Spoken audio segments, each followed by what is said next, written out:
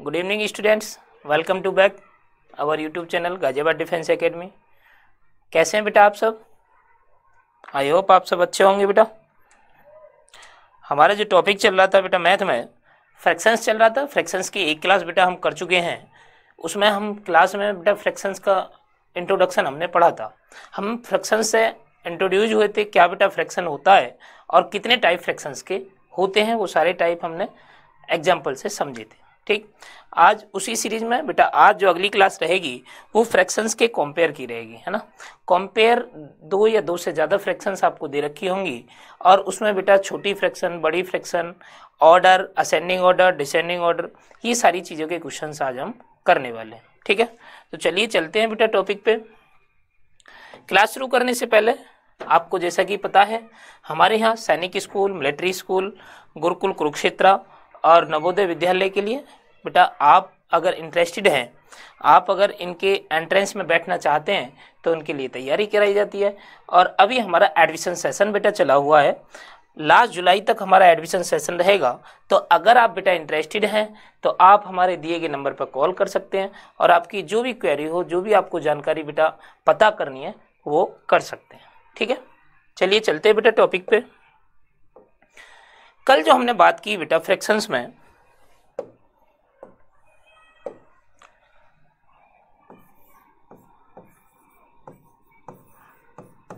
हमने बेटा ये सीखा कि फ्रैक्शंस जो आपको लिखा मिलेगा वो नॉर्मली न्यूमरेटर अपॉन डिनोमिनेटर की फॉर्म में लिखा मिलेगा।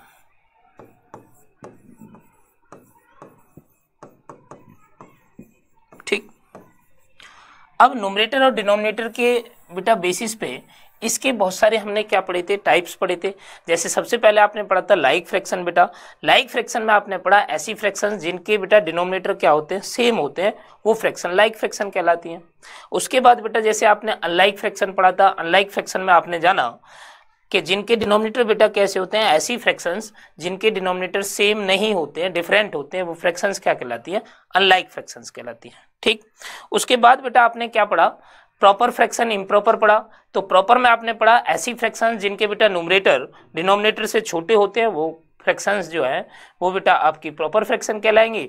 और अगर हम इसका उल्टा कर दें कि बेटा ऐसी फ्रैक्शंस जिनका न्यूमरेटर डिनोमिनेटर से बड़ा होता है, उनको आप इम्प्रॉपर फ्रैक्शन कह रहे थे।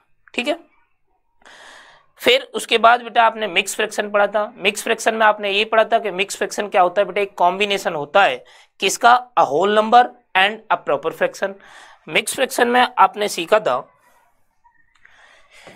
अगर मिक्स फ्रैक्शन की बेटा बात करें तो मिक्स फ्रैक्शन एक कॉम्बिनेशन था एक होल नंबर का और बेटा एक प्रॉपर फ्रैक्शन का। जैसे मैं ये कहूं 2 कंप्लीट 3/5, ये क्या है, ये मिक्स फ्रैक्शन बेटा फॉर्म है।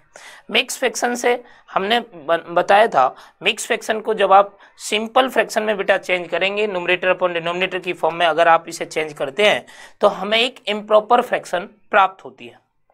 तो हमने ये जान लिया कि अगर इम्प्रॉपर फ्रैक्शन से हमें क्या बनाना है, मिक्स फ्रैक्शन बनाना है। तो अगर सिंपल फ्रैक्शन से बेटा मिक्स फ्रैक्शन बनाना है तो वो फ्रैक्शन इम्प्रॉपर फ्रैक्शन रही होगी। इम्प्रॉपर फ्रैक्शन को ही हम मिक्स फॉर्म में बेटा चेंज कर सकते हैं। जैसे 2/3 को बेटा अगर मैं मिक्स फॉर्म में लिखी हुई है ये फ्रैक्शन, और इसको अगर सिंपल फ्रैक्शन फॉर्म में यानी न्यूमरेटर अपॉन डिनोमिनेटर की बेटा फॉर्म में लिखना चाहूँ तो इसकी बेटा मल्टीप्लाई करेंगे, 5 2 जा 10 और 3 को ऐड कर देंगे बेटा, 10 और 3 13 हो गया, तो 13/5 हम इसको लिख सकते हैं। ठीक है, इस फ्रैक्शन में numerator is greater than denominator, so this fraction is called improper fraction. ठीक है, या फिर कोई हमें फ्रैक्शन इम्प्रॉपर फ्रैक्शन की फॉर्म में दे रखी है, मैं कह दूं 17 मुझे दिया है अपॉन 4 दे रखा है, मुझे इसे मिक्स फॉर्म में लिखना है तो कैसे लिखते थे, मैंने आपको कल बताया था पिछली क्लास में।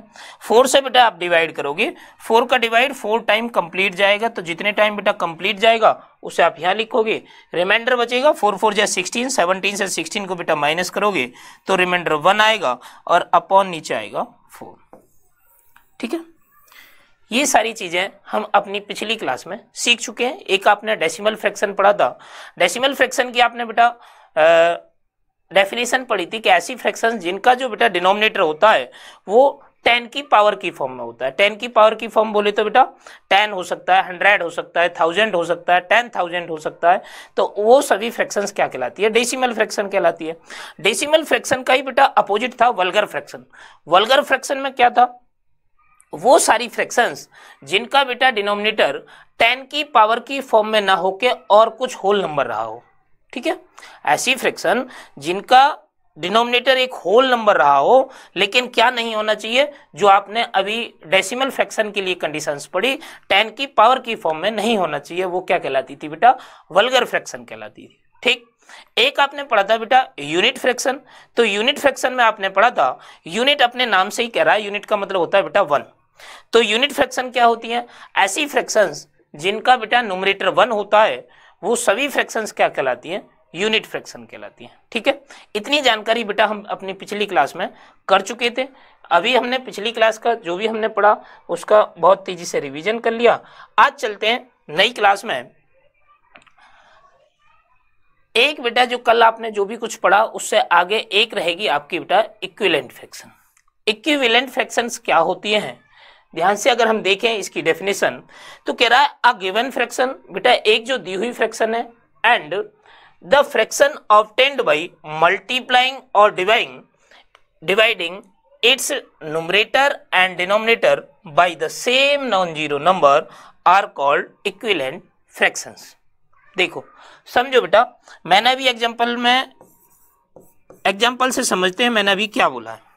जैसे आपकी कोई फ्रैक्शंस है 3/4, तो डेफिनेशन में क्या कहा? अ गिवन फ्रैक्शन, मैंने मान लिया मुझे फ्रैक्शन दे रखी है क्या?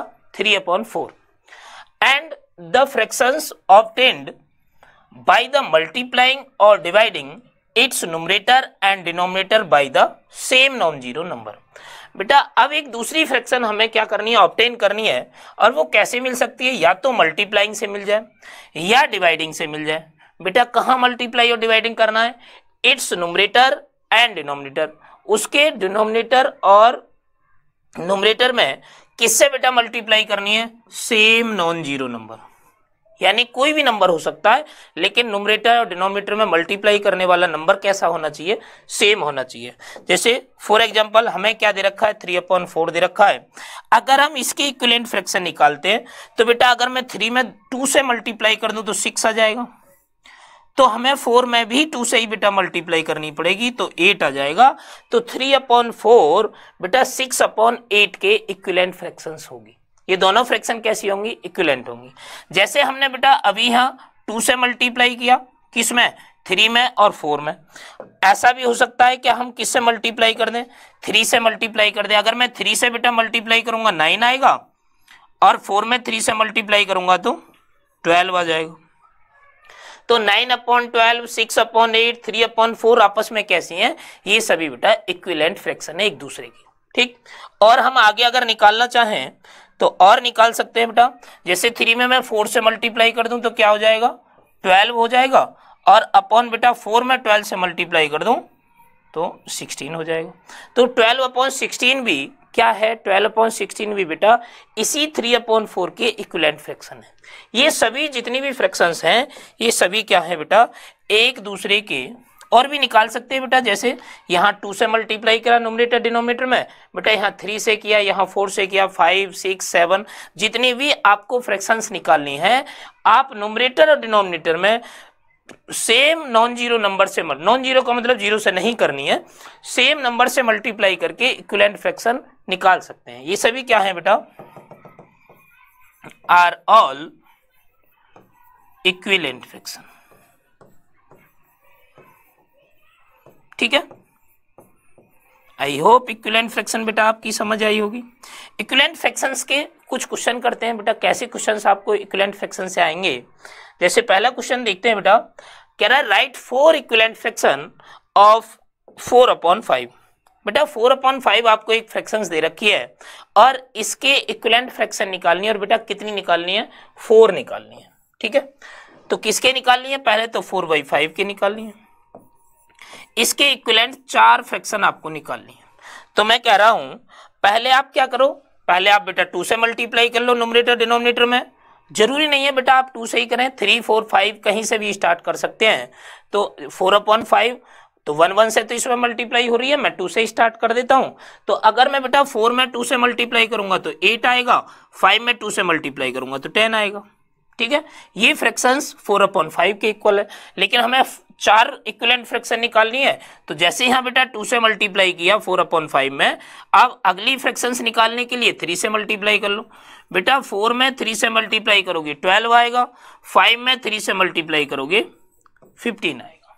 ठीक है, ऐसे ही 4 से मैं मल्टीप्लाई बेटा यहाँ करता हूँ तो 4 4 जा 16 हो जाएगा, और बेटा 5 में 4 से मल्टीप्लाई करूंगा तो 5 4 जा 20 हो जाएगा।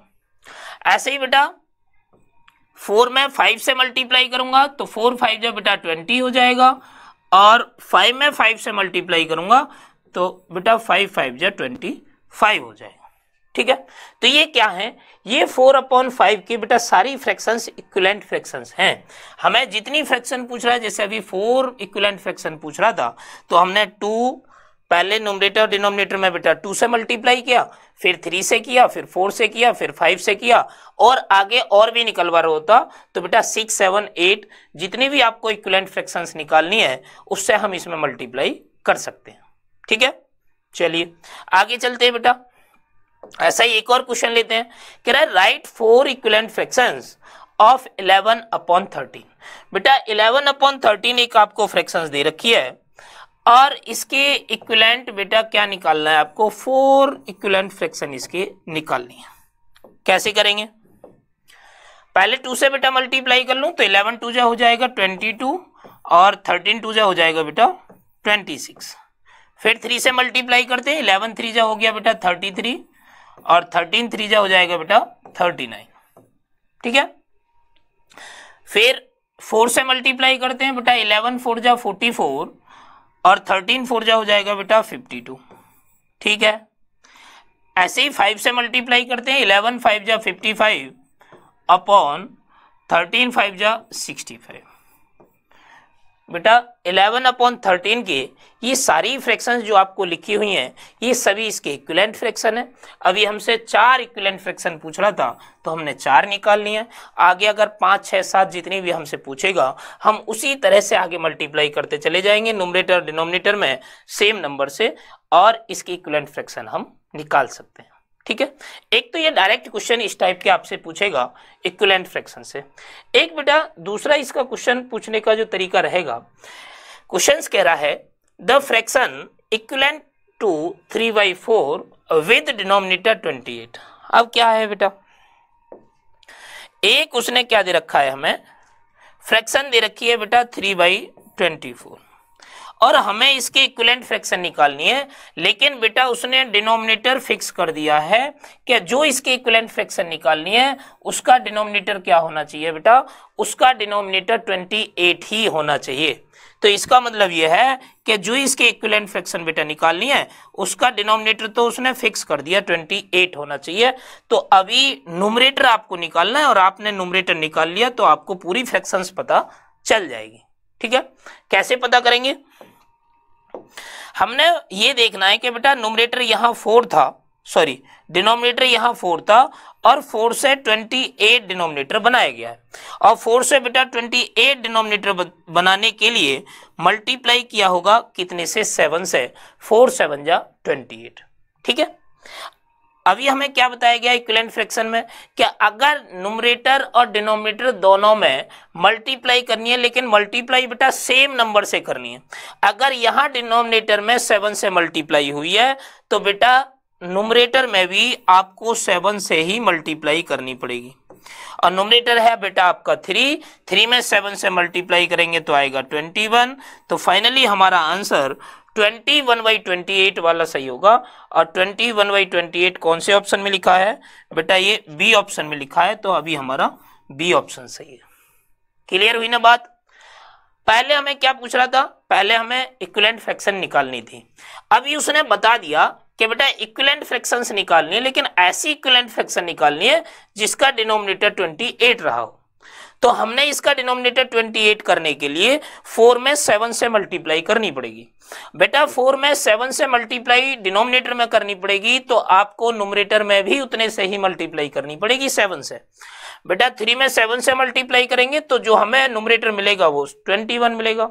तो हमारी जो 3/4 की इक्विवेलेंट फ्रैक्शन मिलेगी वो 21/28 मिलेगी। ठीक है, यहां तक क्लियर हुई बेटा बात। आगे एक और क्वेश्चन करते हैं बेटा ऐसा ही।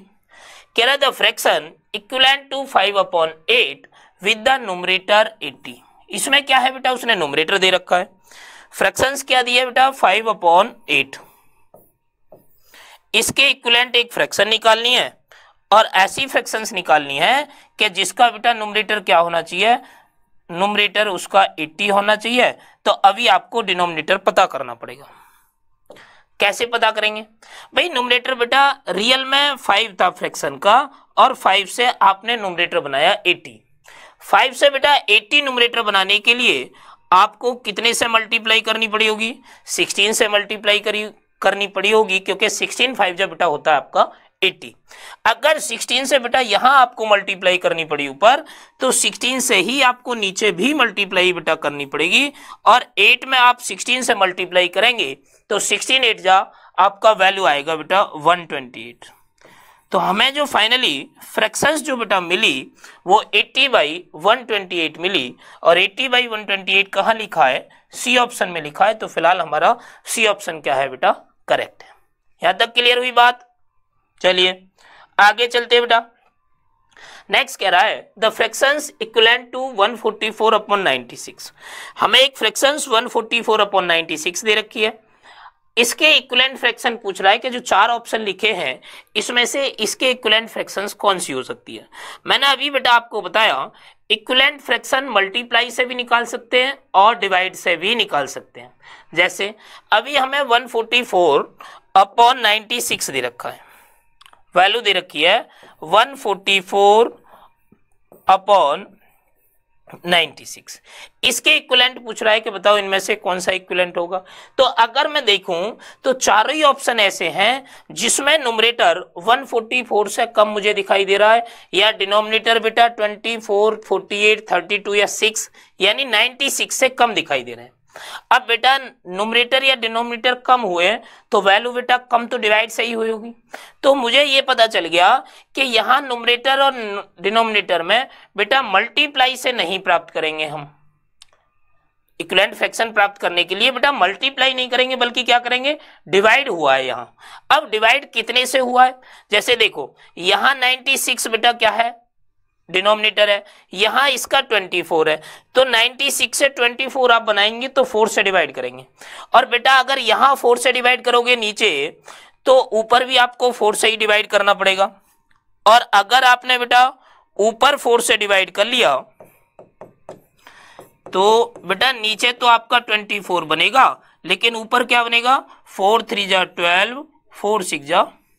तो इसके इक्विवेलेंट फ्रैक्शन में अगर आपका बेटा डिनोमिनेटर 24 है तो न्यूमरेटर आपका 36 होना चाहिए। लेकिन मुझे इसमें पहले ऑप्शन में आपका न्यूमरेटर जो है बेटा 70 दिखाई दे रहा है, तो पहला ऑप्शन तो इसका हो नहीं सकता। ठीक है, सेकेंड ऑप्शन चेक करते हैं। बेटा 37/48 दिखाई दे रहा है। 48 96 से जब बना होगा जब आपने 96 को 2 से डिवाइड किया होगा। और अगर बेटा नीचे 2 से डिवाइड करोगे तो ऊपर भी करोगे। और 144 को 2 से डिवाइड करोगे तो न्यूमरेटर बेटा क्या आएगा 72 आएगा। तो ये 72/48 होता तो सही आंसर हो सकता था, लेकिन अभी ऊपर 37 न्यूमरेटर में लिखा है तो इसका मतलब ये है बेटा बी आंसर भी आपका ठीक नहीं है। तीसरे ऑप्शन को बेटा चेक करते हैं। 96 से 32 बनाए और बेटा 96 से 32 3 से डिवाइड करके ही बन सकता है। तो इसका मतलब 96 में 3 से डिवाइड किया बेटा, अगर नीचे 3 से डिवाइड किया है तो ऊपर भी 3 से डिवाइड करना पड़ेगा। अगर 144 को बेटा मैं 3 से डिवाइड करता हूं तो 3 4 जा 12 और 3 8 जा 24 48 आएगा। तो 48/32 ये इसके इक्विवेलेंट फ्रैक्शन हो सकती है। अभी एक बार लास्ट वाली को भी चेक कर लेते हैं। क्या ये है बेटा? 96 से 6 बनाए, 96 से 6 कब बनेगा? जब 96 को 16 से डिवाइड करेंगे। 16 6 जा होता है 96 बेटा, जब नीचे 16 से डिवाइड करोगे तो ऊपर भी करोगे, और 144 को 16 से डिवाइड करेंगे तो ऊपर 16 9 जा आना चाहिए, तो 9 आना चाहिए था, ये 9/6 होना चाहिए था, तब इसके इक्विवेलेंट होता। तो इसका मतलब ये ऑप्शन भी सही नहीं है, तो फिलहाल हमारा सी ऑप्शन करेक्ट है। 48/32 ये इसके इक्विवेलेंट फ्रैक्शन है 144/96 के। अभी इससे पहले जो बेटा आपने दोनों क्वेश्चंस किए उसमें आपको फ्रैक्शन दे रखी थी, उसने न्यूमरेटर और डिनोमिनेटर डेफिनेट कर दिया था। इससे पिछले क्वेश्चन में उसने न्यूमरेटर बता दिया 80 होना चाहिए, उससे पिछले क्वेश्चन में उसने डिनोमिनेटर फिक्स कर दिया 28 होना चाहिए, लेकिन इस क्वेश्चन में न्यूमरेटर डिनोमिनेटर की बात नहीं की है। आपको जो 4 ऑप्शन दे रखे हैं उनमें से आपको देखना है कि न्यूमरेटर डिनोमिनेटर में जब सेम नंबर से डिवाइड होगा तो कौन सा ऑप्शन इसे सेटिस्फाई कर सकता है। तो फिलहाल हमारा सी ऑप्शन करेक्ट है। ठीक है, चलिए बेटा आगे चलते हैं नेक्स्ट क्वेश्चन। अच्छा, आगे नेक्स्ट टाइप पढ़ते हैं इसी में फ्रैक्शंस में। बेटा कंपेयर द फ्रैक्शंस, फ्रैक्शंस की आपस में कैसे कंपेयर करेंगे। जैसे बेटा मान लो हमारे पास 2 फ्रैक्शंस हैं, मैं मान लेता हूं मेरे पास a/b और c/d 2 फ्रैक्शंस हैं। हमें क्या करनी है, इन दोनों फ्रैक्शंस की बेटा आपस में कंपेयर करनी है, कौन सी फ्रैक्शन बड़ी है कौन सी फ्रैक्शन छोटी है, या दोनों फ्रैक्शंस बराबर भी हो सकती हैं। इसमें आपके 3 केस निकल के आएंगे या 3 रिजल्ट बनेंगे। रिजल्ट कैसे बनाने हैं बेटा, हमें बेटा क्रॉस मल्टीप्लाई इनकी कर देनी है दोनों फ्रैक्शंस की, इधर वाले न्यूमरेटर की इधर वाले डिनोमिनेटर के साथ, इधर वाले न्यूमरेटर की इधर वाले डिनोमिनेटर के साथ। तो बेटा यहां से मिलेगा आपको AD और यहां से मिलेगा आपको BC। तो बेटा AD और BC की 3 कंडीशन हो सकती हैं, 3 आपको केस यहां से मिल सकते हैं। कौन कौन से? या तो ऐसा हो सकता है बेटा AD की वैल्यू इक्वल आ जाए किससे? BC से, सॉरी AD की वैल्यू बेटा ग्रेटर हो जाए BC से, या फिर ऐसा हो सकता है बेटा AD की वैल्यू स्मॉल आ जाए किससे? BC से, या फिर एक तीसरा कंडीशन बन सकती है कि AD और BC दोनों क्या हो जाए? इक्वल हो जाए। ठीक है, जब भी आप कंपेयरिंग करेंगे बेटा फ्रैक्शंस की, तो आपको 3 कंडीशन मिलेंगी। या तो ऐसा हो सकता है इधर वाली फ्रैक्शन बड़ी हो, या ऐसा हो सकता है इधर वाली फ्रैक्शन छोटी हो, या ऐसा हो सकता है कि दोनों फ्रैक्शंस आपस में कैसी हो? इक्वल हो। इक्वल होंगी तो बेटा AD और BC जो भी प्रोडक्ट आएगा वो दोनों का इक्वल होगा। अगर बेटा पहली फ्रैक्शंस क्या होगी? छोटी होगी, तो पहला जो प्रोडक्ट आएगा A की D में मल्टीप्लाई करने पर जो भी हमें प्रोडक्ट मिलेगा वो छोटा आएगा किससे? B और C में मल्टीप्लाई करने से। ठीक है, अगर बेटा ये पहली वाली फ्रैक्शंस बड़ी होगी तो A और D का प्रोडक्ट B और C के प्रोडक्ट से कैसा आएगा? ग्रेटर आएगा। जैसे एग्जांपल से समझ सकते हैं। जैसे मैं पहला केस ले लेता हूं। पहले केस में क्या है कि मान लो AD अगर बड़ा आ जाए BC से, ये कब आ सकता है? ये बेटा कब आ सकता है? जैसे मैंने कहा एक फ्रैक्शन है बेटा 1/2 और एक फ्रैक्शन है बेटा 3/4, और आपको देखना है इनमें कंपेयर करना है कौन सी फ्रैक्शन बड़ी है और कौन सी छोटी है। तो मैंने अभी बताया कंपेयर करने के लिए आप क्या करेंगे, इधर वाले न्यूमरेटर की इधर वाले डिनोमिनेटर के साथ और इधर वाले डिनोमिनेटर की इधर वाले न्यूमरेटर के साथ बेटा 1 की 4 में मल्टीप्लाई करेंगे तो 4 आएगा, 2 की 3 में मल्टीप्लाई करेंगे तो 6 आएगा। तो अभी तो इसमें सेकंड बन रहा है बेटा,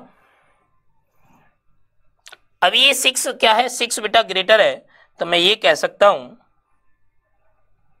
केस फर्स्ट का तो ये एग्जांपल नहीं है, ये केस सेकंड का एग्जांपल है। चलो कोई दूसरा एग्जांपल लेते हैं। यहां तो ये बड़ा आ गया,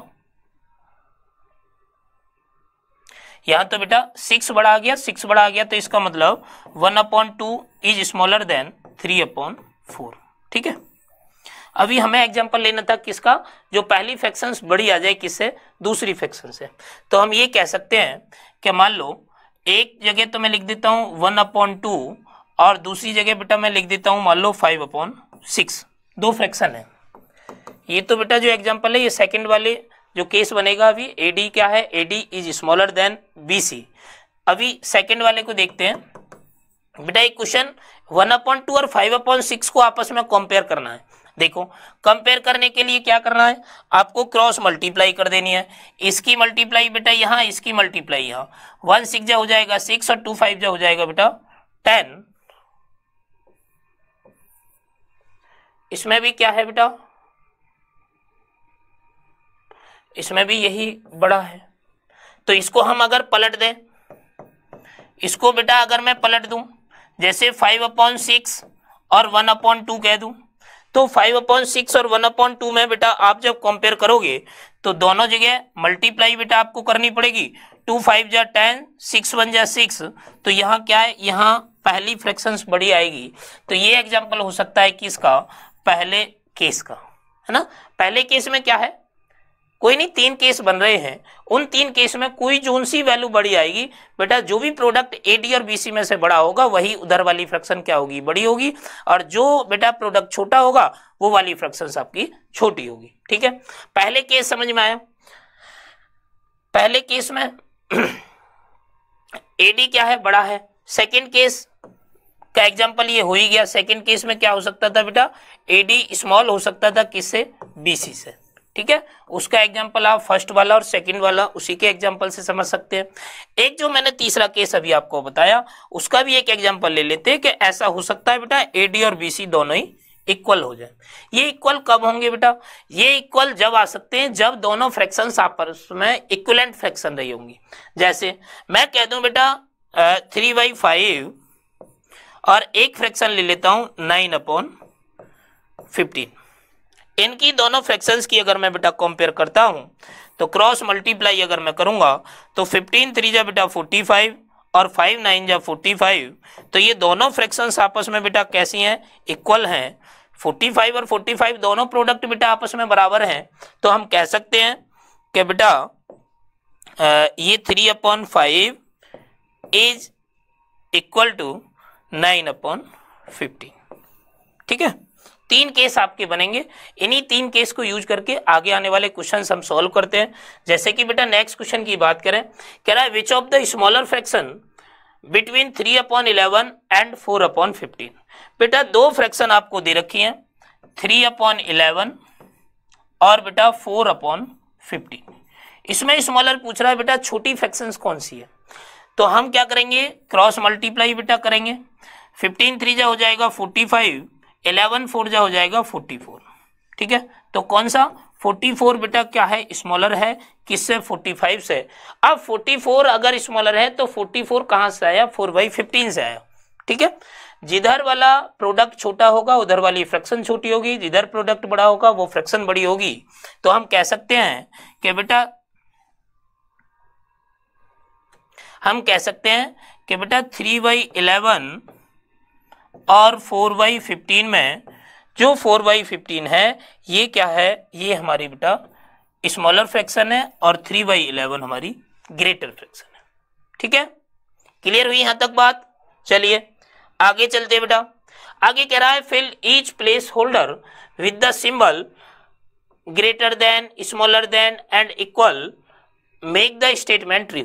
बेटा आपको जो क्वेश्चंस दे रखे हैं, आपको इन क्वेश्चंस में 2/5 और 7/8 दो फ्रैक्शंस लिखी है, इनकी आपस में कंपेयर करनी है। और कंपेयर करके जो भी आपको साइन यूज करना है, या तो ग्रेटर देन का साइन यूज करना है, या बेटा स्मॉलर देन का साइन यूज करना है, या इक्वल भी हो सकती है। तो जो भी आपको साइन यूज करना हो वो साइन आप यूज कर सकते हैं सॉल्व करने के बाद। अगर मैं इसे देखूंगा बेटा 8 2 जाए ये 16 हो जाएगा, 5 7 जाए ये 35 हो जाएगा।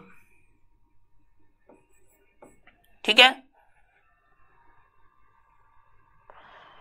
क्रॉस मल्टीप्लाई करेंगे बेटा 2/5 और 7/8 है, तो इसमें क्रॉस मल्टीप्लाई करूंगा तो 8 2 जा 16 हो जाएगा, 5 7 जा क्या हो जाएगा 35 हो जाएगा। तो 35 क्या आएगा, 35 इसमें ग्रेटर है, तो 35 ग्रेटर है तो बेटा इधर वाली फ्रैक्शंस भी क्या होगी, इसमें ग्रेटर होगी किससे, 2/5 से। ठीक है, जैसे और चलते आगे, 3/4 2/5 दे रखा है, 5 3 जा हो जाएगा बेटा 15 और इधर 4 2 जा हो जाएगा 8। तो 15 is greater than 8, so 3/4 is greater than 2/5। यहां तक क्लियर हुई बेटा बात, यहां तक क्लियर हुई बात। आगे चलते हैं, 17/4 और ये 13/5 दे रखा है। 5 की बेटा 17 में मल्टीप्लाई करोगे 85 आ जाएगा, 4 की मल्टीप्लाई 13 में करोगे क्या आएगा, 13 4 जा 52 आएगा। 85 is greater than 52, so 17/4 is greater than 13/5। ठीक है, आपको कुछ नहीं करना, बस क्रॉस मल्टीप्लाई करके जो भी आपका प्रोडक्ट आ रहा है आपको उस प्रोडक्ट में कंपेयर करना है। जिधर प्रोडक्ट बड़ा होगा उधर वाली फ्रैक्शन बड़ी, जिधर प्रोडक्ट बेटा छोटा है उधर वाली फ्रैक्शन छोटी रहेगी। ठीक है, क्लियर हुई यहाँ तक बात? क्लियर हुई बेटा यहाँ तक? चलिए आगे चलते हैं। आगे भी compare the fractions and using the symbols. जो अभी सिंबल आपको पहले दे रखे थे वही सिंबल बेटा यहाँ भी आपको यूज करने हैं। लेकिन यहाँ मुझे एक चीज बेटा दिखाई दे रही है कि यहाँ जो फ्रैक्शंस लिखी हैं यहाँ फ्रैक्शंस मिक्स फ्रैक्शन फॉर्म में लिखी है। अभी जो हमने कंपेयर की बेटा वो क्या थी, वो सिंपल फ्रैक्शन थी, न्यूमरेटर अपॉन डिनोमिनेटर की फॉर्म में थी। लेकिन हम यहाँ ध्यान से देखें तो जो यहाँ मुझे फ्रैक्शंस दे रखी है वो मिक्स फ्रैक्शन फॉर्म में है। एक होल नंबर दे रखा है और उसके साथ बेटा एक प्रॉपर फ्रैक्शन का कॉम्बिनेशन दिया है, और कोई होल नंबर और उसके साथ बेटा प्रॉपर फ्रैक्शन का कॉम्बिनेशन आ जाए तो वो हमारी मिक्स फ्रैक्शन फॉर्म कहलाती है। चलिए इसकी कंपेयर बेटा कैसे करोगे, देखो पहले आपको होल नंबर में कंपेयर कर लेनी है। होल नंबर की अगर मैं बात करूं, देखो यहां भी होल नंबर 2 है, यहां भी होल नंबर 2 है, तो 2 को तो आप क्रॉस कर दो, ये तो आपस में इक्वल है। ठीक है, बाकी जो प्रॉपर फ्रैक्शन बची बेटा उसे जैसे हमने अभी इससे पहले कंपेयर किया 3/5 और 3/4 है, तो इसे कैसे कंपेयर करेंगे, 4 3 जा हो जाएगा 12 और बेटा 5 3 जा हो जाएगा 15, तो 15 बेटा ग्रेटर है 12 से, तो बेटा ये वाली fraction 2 complete 3/4 is greater than 2 complete 3/5। ठीक है, पहले आपको कंपेयर कर लेनी है बेटा किस में, होल नंबर में। अगर होल नंबर इक्वल है तो वहां से आपको नहीं पता चलेगा कौन बड़ा है कौन छोटा है। फिर आपको होल नंबर हटा के जो प्रॉपर फ्रैक्शन बची उसकी कंपेयर कैसे करेंगे, जैसे अभी इससे पहले हमने दो फ्रैक्शंस में कंपेयर करना सीखा। लेकिन जहां ये आपस में होल नंबर क्या होंगे, होल नंबर डिफरेंट होंगे, तो आपको जरूरत ही नहीं है। जो होल नंबर बेटा बड़ा होगा वो फ्रैक्शन बड़ी होगी, जो होल नंबर छोटा होगा वो फ्रैक्शन छोटी होगी। जैसे देखते हैं अगले क्वेश्चन में, बेटा होल नंबर तो यहाँ कैसे इक्वल है, तो 3 और 3 से तो नहीं पता चलेगा, इसे तो छोड़ दो। बाकी बेटा यहाँ 1/3 बचा, यहाँ 3/10 है, तो 10 बन जा 10 बेटा ये हो जाएगा, और 3 3 जा 9 बेटा ये हो जाएगा, और 10 और 9 में क्या ग्रेटर है, 10 ग्रेटर है, तो बेटा 3 complete 1/3 is greater than 3 complete 3/10। ठीक है, यहाँ तक क्लियर हुई बेटा बात? अब आगे देखो सी वाले ऑप्शन में क्या है, जो आपको होल नंबर जो दे रखा है बेटा वो डिफरेंट है, यहाँ 2 है और यहाँ 1 है, तो आपको यहाँ कंपेयर करने की जरूरत नहीं है। जो होल नंबर बेटा बड़ा है वो फ्रैक्शन भी बड़ी होगी, जो होल नंबर छोटा है वो फ्रैक्शन भी छोटी होगी। 2 is greater than 1, so 2 complete 1/7 is greater than 1 complete 7/9। यहाँ तक क्लियर हुई बेटा बात? आगे चलते हैं नेक्स्ट क्वेश्चन।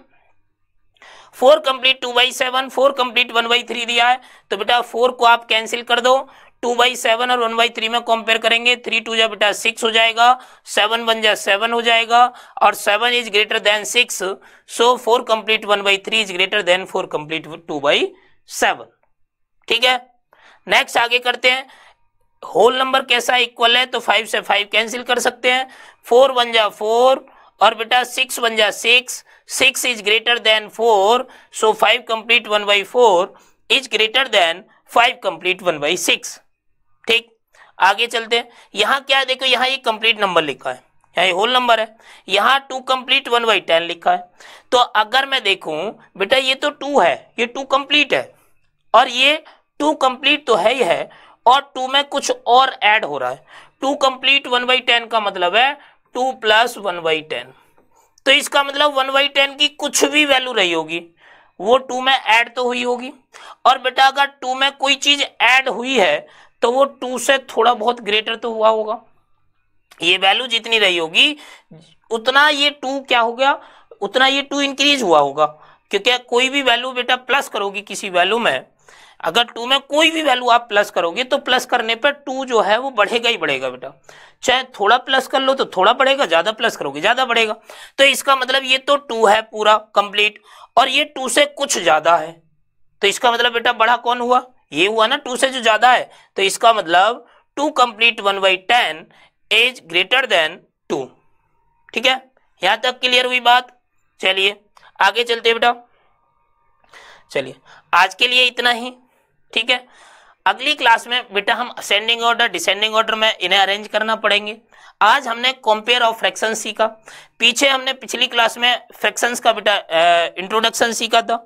तो आप साथ के साथ बेटा इसकी प्रैक्टिस भी करते चलो, और जो चीजें आपको रिवाइज करनी है, जो पिछले चैप्टर्स बेटा आप पढ़ चुके हैं, उनका भी रिवाइज आप साथ के साथ करते चलो, ताकि जब एग्जाम आएगा उस टाइम पे एक साथ आपके लिए लोड ना बढ़े। ठीक है, चीजों को डे बाय डे रिवाइज भी करो और उनकी प्रैक्टिस भी करते रहो। आज की क्लास के लिए इतना ही, मिलते हैं अगली क्लास में, तब तक के लिए जय हिंद, गुड बाय।